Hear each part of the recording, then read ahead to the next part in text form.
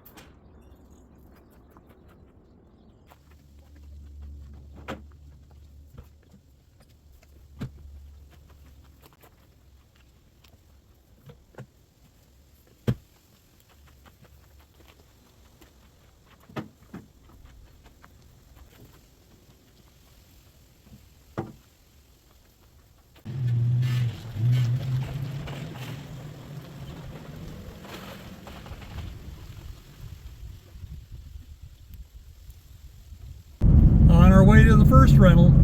This rental you guys don't see too much, if at all, because it's mostly hands-off. I just have to go over there to make repairs and prep the irrigation system spring and fall.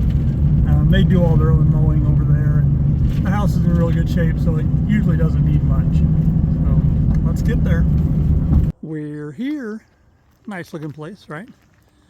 All right, so step number one is we need to shut the water off, which is deep down in this hole right here. Can you see it way down there? There's actually, you can see some water that's leaking out now that I've turned it off. It's got an anti-backflow valve down there. So now that it's off, it's letting irrigation water flow in. So anyway, that one is off. Next up is in here, maybe.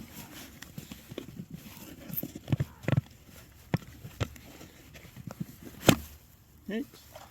All right, need to turn this valve off. Now we can blow the lines out. Next up, we need to get down in these boxes here. Okay, that one's got the valves. And this one is where we're going to screw our adapter into. Where's our adapter, you say? Right there. So I will remove that cap there, screw this down in there, and that's where we hook the air line up to. I've got the air line hooked up there. Brought my pressure regulator down to, well, about 60. And now we just got to start opening valves.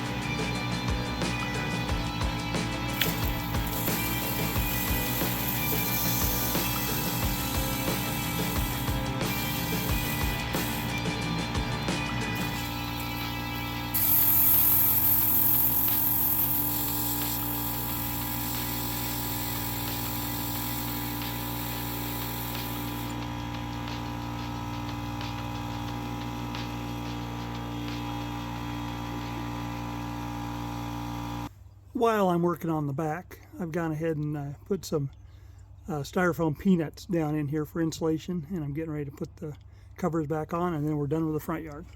The front yard is done. Let's move our attention to the back. This one's done. Next. Hey, so I see you're still here. You're kind of glutton for punishment, aren't you? This is not one of my better videos. Well, it's just that the content's not the most exciting because it's work that has to be done. Anyway, since you are here, do me a favor, hit the like button, please subscribe, and please tell all your friends. Well, tell them about the better content. It's a little afternoon and we're back home taking a lunch break. Then we'll head over to the other rental. Lunch is over, headed over to the other house. Made it. Let's get to work. Getting close. Got the air compressor plugged into a long extension cord leading to the house. And then going out the other way is air line. And the air line reaches all the way out to this box. Right now I've got some caps removed. I need to reinstall those, close some valves, then we can fire up the compressor.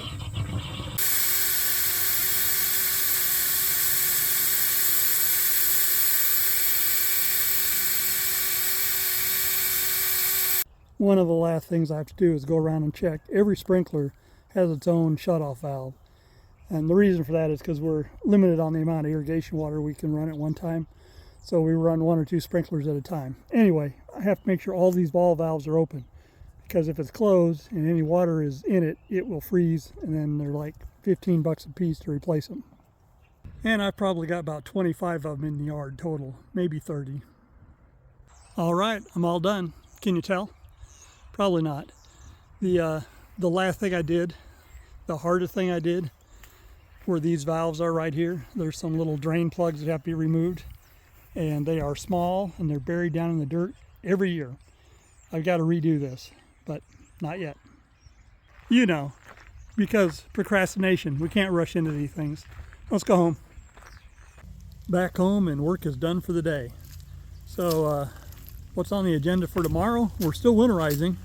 We've got to get the motorhome all winterized and ready to put away. And then we've got the irrigation here at the house to take care of. So more fun tomorrow. It's a cool and gloomy Tuesday afternoon. Temperatures, I'm not sure we're at 50. I think we're probably in the 40s. And we need to get back to winterizing because cold temperatures are coming. We had our first frost last night. Not a hard freeze, but just a minor frost. So we need to get the irrigation drained, and we need to get the motorhome winterized. So let's get started. First thing we're going to do is just open the water tank on the motorhome, let it get started draining, and then we'll do the irrigation. All right, she's a peeing. It's a long process to drain that tank. The good news is that tank wasn't completely full because I only filled it up once for the whole season. So I'm not sure how much water is it. Well, no, you know what? That's not true. I did refill it before the last adventure. Oh well, it'll drain till it's done. What tools do we need to take care of the irrigation draining? This will pretty much cover it. Probably we'll end up using the needle nose pliers for a digging tool because some of the areas we have to dig to get to the drains, but let's get to it. We'll start up there at that faucet. Make sure that faucet's open and unhook the hose. Yeah, we've got several hoses that we're going to have to drain and get rolled up, but not on a cold day like today. Coming down the property line here, we've got 2 other faucets. There's a sprinkler line that runs right up the property line here. There are 2 valves that control it. Both those valves need to be open. And then over here, under this tree, are 2 valves that control sprinklers under the trees here and across the backyard in the grass. And then over here, we've got a valve down in here that controls sprinklers up by the cherry trees. We got to make sure that's open. And then one of the big ones, and one of the hardest ones, is there's a drain down there we have to open up. And what this does, there's a line that leads down to the pond, and we also have to go down the pond and take care of a valve down there. But we want to make sure this line is open so anything that comes out of the system has a place to go. Can you hear it? That's water that's draining from the sprinkler valves I just opened. It comes down into here, comes up and over a little loop through that valve, and then heads off down to the pond. So before we open the drain that's down there, we want to let as much water drain through this little loop as we can. And going across this section of the backyard, I've got 3 more valves way down at the other end. There's one of the valves.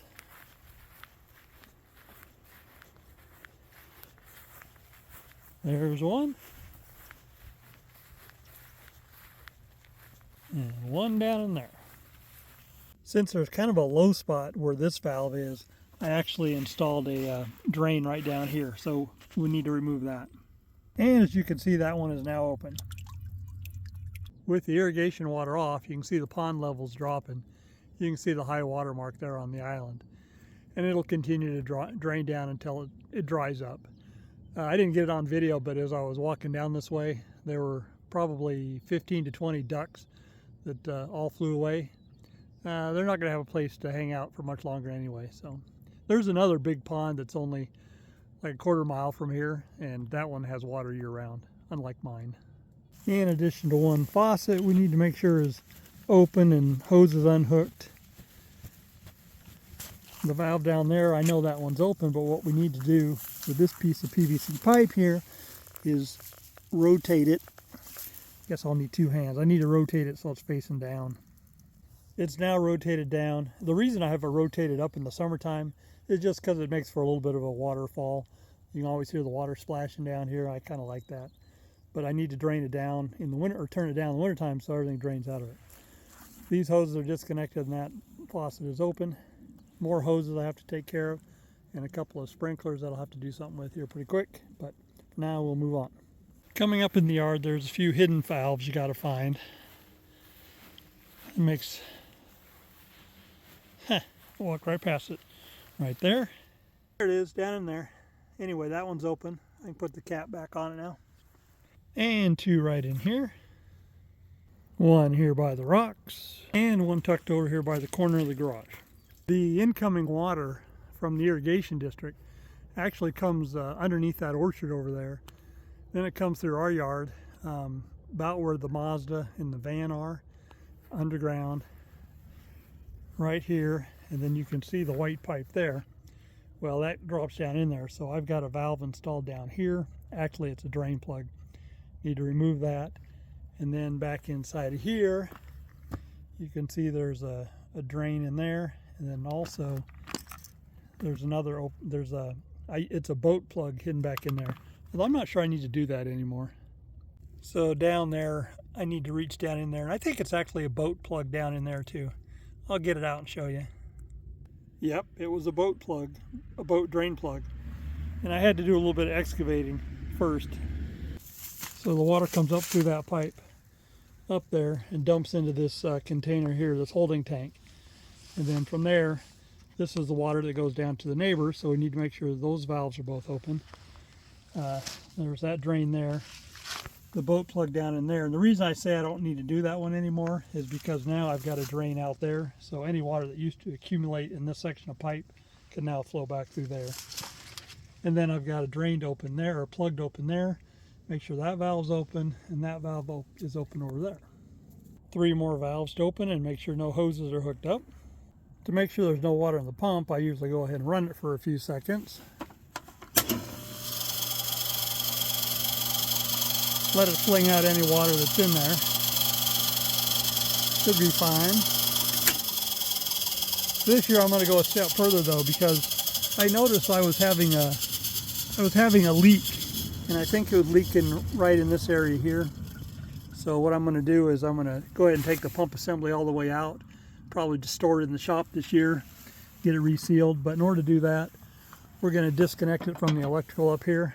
So I may or may not do that today. That may be tomorrow, maybe next Procrastination Garage, or hell, it may be 2 days before water gets turned on next spring. Who knows? All right, so really the only thing left is we need to go back down and open that, or remove that 1 drain plug. See the water down in there? That means it's open. In fact, there's the cap right there. So now what I have to do here in a few days, I need to come back and screw all these caps in just loosely so we don't lose them and so no animals crawl up into these holes. But we're done with the irrigation system. Next time you see this area, there'll be a whole bunch of hoses dragged through here. And what I do is I drag them up along here to let them drain, and then when we get a nice warm day, I coil all the hoses up. Or, like last year, I never did coil all the hoses up, and they sat there all winter long. let's do better this year. Hi, Bear. Did you come out to help Dad? You missed all the real work. Yeah, irrigation's done.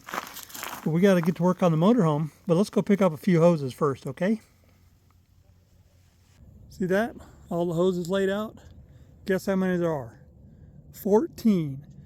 That's how many hoses I use in addition to all the underground sprinkler stuff to keep this place watered.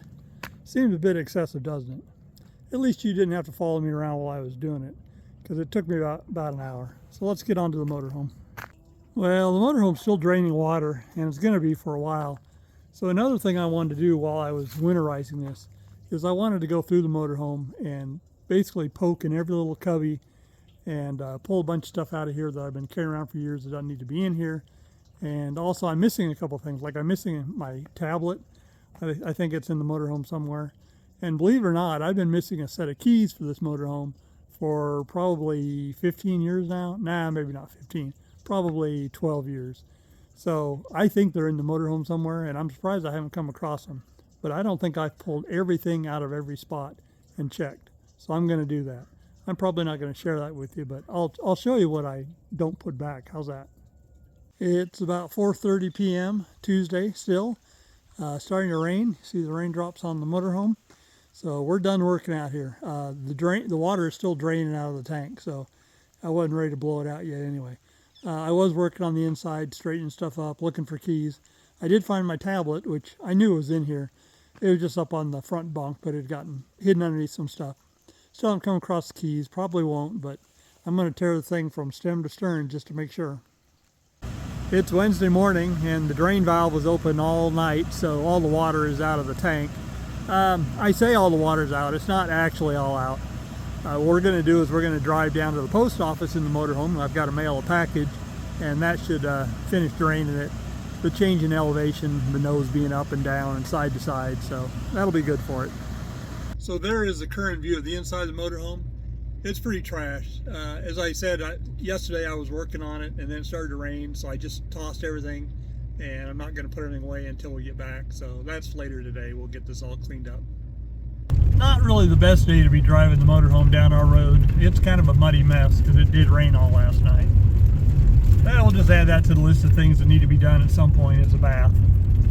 I didn't plan on gassing up the beast, but since we were sitting about 3/4 of a tank, I figured it wasn't going to be too painful, even though we're using premium non-ethanol at $5.09 a gallon. But this will be good. This will be done, so it goes into the shop full of fuel. I thought we might come in under $100, but hey, we're close. So look in the mirror, there's a motorhome coming in, and I don't know what he's up to. At first he was coming in behind me. I think the problem is he's afraid of scraping the back end of his stuff. I don't know, maybe he's a diesel. Now he's headed for the diesel tanks. I thought he was having trouble scraping. Yeah, now he's turning all the way around, so he's a gas motorhome. I don't know what his issue is. I don't know what he's doing at this point.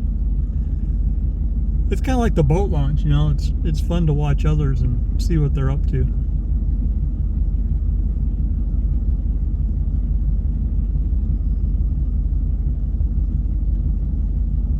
Yeah, he's circling around. This gas station, one of the biggest problem is it's got all these kind of speed bump things. I think what they're for is to contain a fuel spill, but they make it a little more difficult if you've got low ground clearance trying to get turned around and moved around and everything. Yep, entertaining. It's just after lunchtime and we're back from the post office. We know the tank is good and empty now, so let's go ahead and hook the air compressor up and blow out the lines.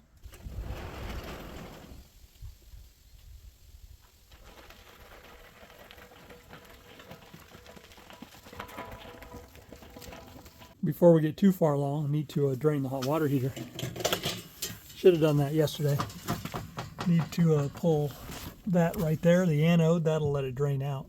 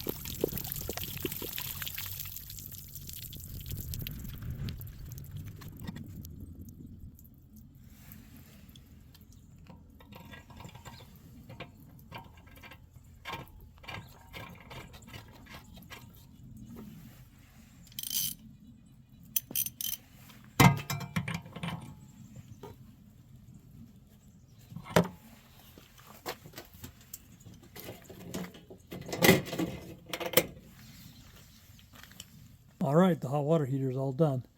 One wonders how many times I can screw that anode in and out without replacing the Teflon tape on it. I've never replaced it in all the years we've had it, and it's never leaked. That's good.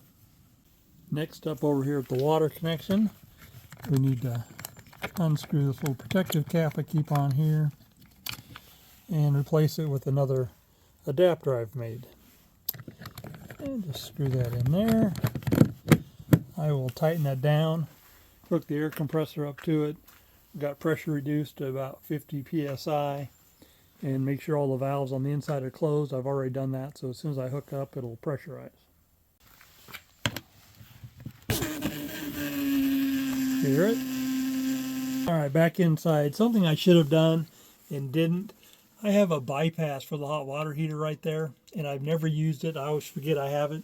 I should have shut that, and that would have kept air and water from going in the hot water heater. So really what's going to happen is once I'm done draining everything, I'm going to remove that anode one more time just to make sure there's no residual water. But for now, it's just a matter of going around and opening faucets and see what we get.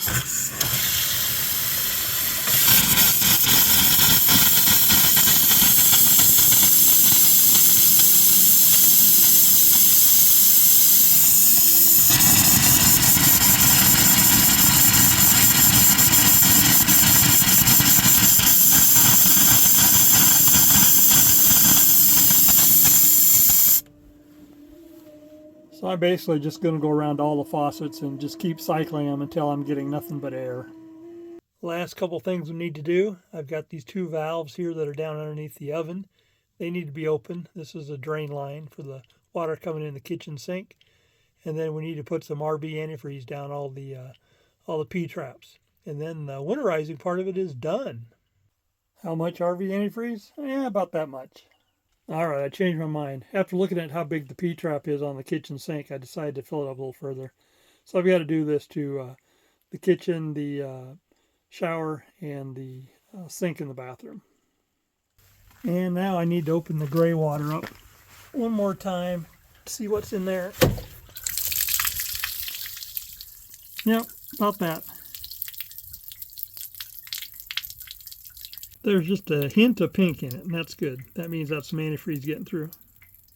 I just found an upcoming procrastination garage project. This little pantry I've got here in the motorhome, right next to the oven. It needs shelves in here. I have a couple of shelves here. See, there's the bottom, there's the shelf, there's the shelf. But then from there it goes all the way up. Now there was a rack hanging in here so you could hang a jacket or something. But that's not what this is used for. This is for storing groceries and stuff. And I'm forever running out of room or being unorganized. So there's two ways I could do it. I could just build off of this shelf here, work my way up. Or I could do it the right way and get some adjustable brackets and put 4 of them in, 2 on each side. So that's probably what we're going to do. But it's not going to happen right away. But got to remember that's something. So that'll be nice to increase the storage. I'll have to build a couple of shelves too. But I have the ability. All right, I'm done inside the motorhome and out as far as that goes regarding the coach part. I've gone through every little cubby, pulled stuff out, inspected it, decided if I wanted to keep it or not. If I did, I put it back. Some of it I reorganized in different places, trying to make it so it's more organized and useful for me. I'm currently having the sheets and towels washed, and I've got some duplicates of towels and sheets and pillowcase and stuff, and I'm going to thin that down. But I'm going to wait until I bring all that stuff back down and put it in here. So I think we're pretty much done. I've got a couple of outside compartments I need to go through, but I don't think I'm going to do them now. Maybe that'll be a fun springtime project instead. So I've got a couple more things I do need to do. When I drove the motorhome today, I realized I didn't have a windshield washer squirter, or at least I didn't have any that was coming out. So first we'll try filling up the squirter jug and see if that solves the problem. Hopefully that's it. Otherwise maybe I've got a bad pump motor. Well, crap. I bought this Rain-X bug remover stuff a while back, and I didn't notice the little plus 32 degree thing on there. And I just checked online, and people say this stuff freezes below 32 degrees. Now, why would you sell a windshield washer fluid that freezes? And if it does, why would you put big letters on there saying, not to use below 32 degrees or anything like that? So I'm a fool, and the company sucks. They have other stuff that I usually end up buying, which is like a de-icer and stuff. But I picked this up a couple months ago, and I put some in my wife's car and my daughter's car, and maybe one of my cars, I don't know. The good news is that they use enough stuff that I can top it off with the antifreeze stuff, and they'll probably be okay. But I don't dare put this in anything of mine. So I guess we're not going to fill it up, so we'll fill it up next time. Damn. Before we put the air compressor away, let's fill up the one Bronco tire that always goes flat. And then I filled up my little yellow tank, and I'm going to air up both these trailer tires, which are flat, because tomorrow I've got to take this trailer somewhere. Bronco tire is aired up where it needs to be. The left tire here is aired up where it needs to be. The right one, I didn't have quite enough air in my little tank there to get it all the way up. So I'm going to go grab the ATV. We're going to move it around front so we can hook it up to a vehicle tomorrow, and I'll finish airing it up.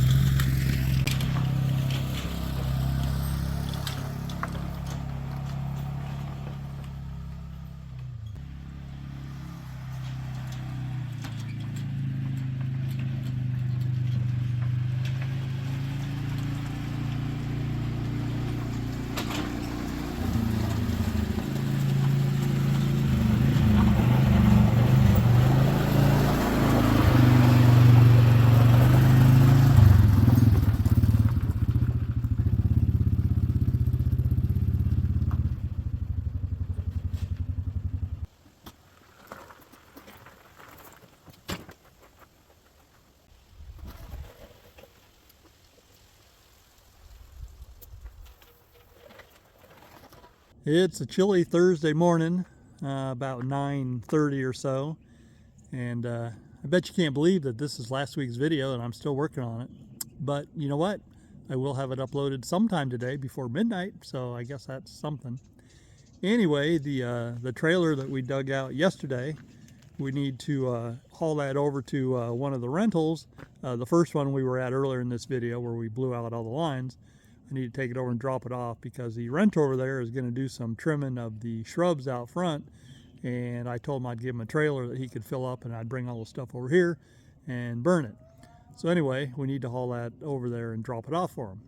So the tow beast is still in the shop, so we need a vehicle to tow that. What can we use?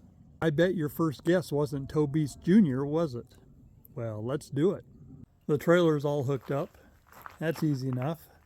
I got the turn signals on, and it should come as no surprise that there's no lights on the trailer. Both turn signals are out, so I will check and see if I have a signal coming out of my cable coming out of the car, which I'm sure I do, which means the problem is probably on the trailer. The thing hadn't been towed for, I don't know, 3 or 4 years on the road, so it's no surprise the lights aren't working. So I'm not going to spend a lot of time trying to figure it out, but I'd like to get them working if I can. That's the left turn signal there. No surprise. I'll check the right and the stop, but I'm sure they're working as well. So the problem is at the trailer. The ground is that white wire right there that goes into that connection, and that is a rusted mess. So I think that's the first place we'll start. All right, I've changed my mind. I've got this set of portable lights here that I use with my tow dolly. I'm just going to put them on the fenders, and we're going to cruise. I don't want to spend a lot of time on this project. Probably what this trailer needs is a complete rewire job, and that's not going to happen that quick. So let's get on the road. Hey, we got lights. I was going to put them on the fenders. The problem is the crossover wire between the two lights, not long enough to reach.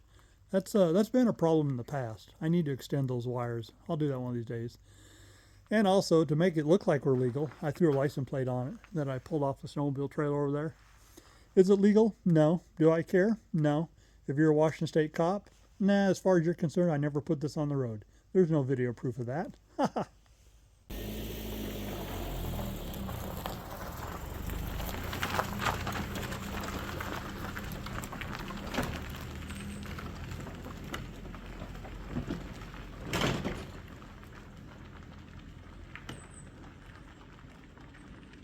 So that little trailer has a pretty good history to it.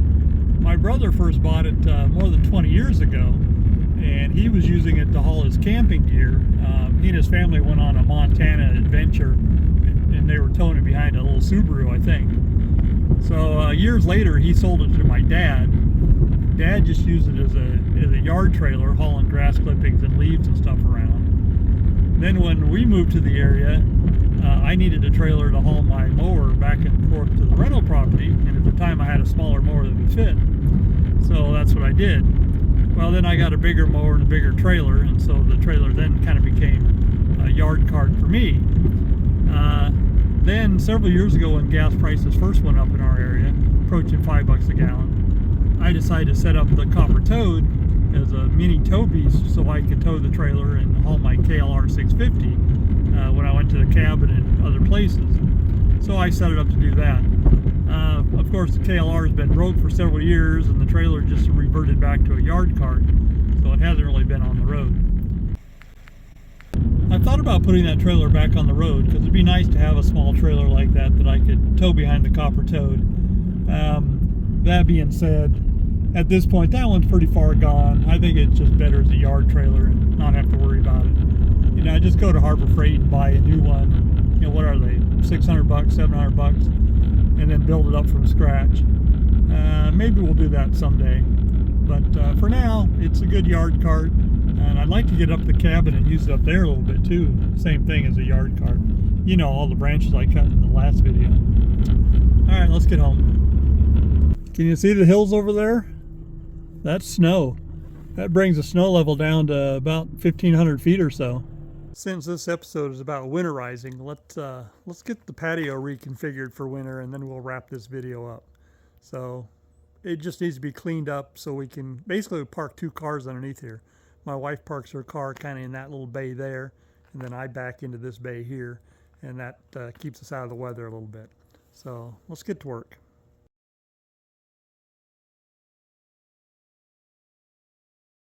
See that? I even have the furniture hanging from the rafters, just like it's supposed to be. The only problem is I don't have a place for my swing anymore. I used to store it up on top of that. It's an armoire, but it doesn't fit because it was turned sideways before. So I need to find a new place for that, but I'll take care of it. So what do you think? I'm not going to park there right now. I'm just showing you. This way it gets the windshield underneath the cover so it doesn't freeze up, doesn't get snow all over it. My wife's Venza, she'll pull in right here next to me. And that's it. Let's wrap this video up. We're done. That's a wrap on this week's Procrastination Garage. Hope you guys enjoyed the video. And if you didn't, I understand. It was not an exciting video. But here's the deal. Every year I've got to winterize the place and winterize the two rentals. And so that's what I did, and that's what this video was about. Hopefully it'll be more exciting next week. Anyway, remember the #1 goal of Procrastination Garage is to keep me motivated.